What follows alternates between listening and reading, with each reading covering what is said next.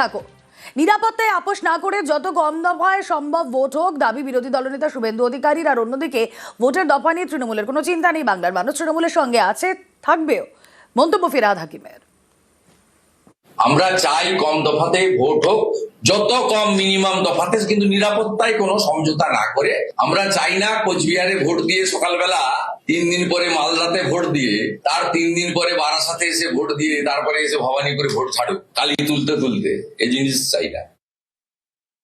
বাংলার মানুষ মমতা ব্যানার্জির সাথে তৃণমূলে ছিল, তৃণমূল পক্ষে ছিল, আছে, থাকবে।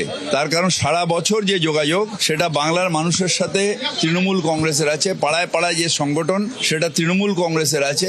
সুখে দুঃখে মানুষের পাশে দাঁড়ানোর যে কাজ সেটা তৃণমূল কংগ্রেসের কর্মীরা করে। তাই নির্বাচনে কোনো বড় কিছু এফেক্ট হবে না।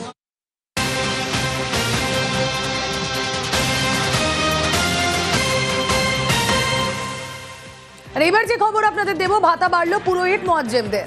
মাসিক 500 টাকা ভাতা বাড়ালো রাজ্য সরকার। পুরোহিত মুয়াজ্জেমদের ভাতা বেড়ে হলো 2000 টাকা। কথা বলবো, প্রতিনিধি সোমরাজ বন্দ্যোপাধ্যায় রয়েছেন আমাদের সঙ্গে। সোমরাজ,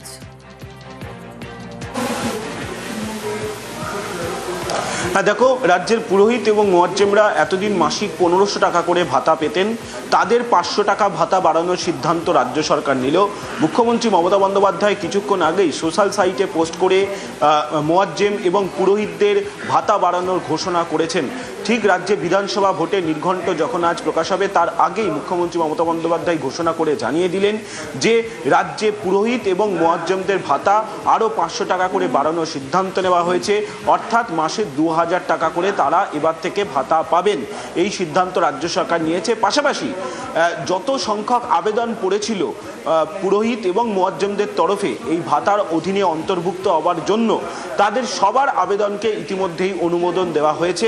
মুখ্যমন্ত্রী মমতা বন্দ্যোপাধ্যায় সোশ্যাল সাইটে পোস্ট করেও তা জানিয়ে দিয়েছেন। ওকে সোমরাজ, সঙ্গে থাকো।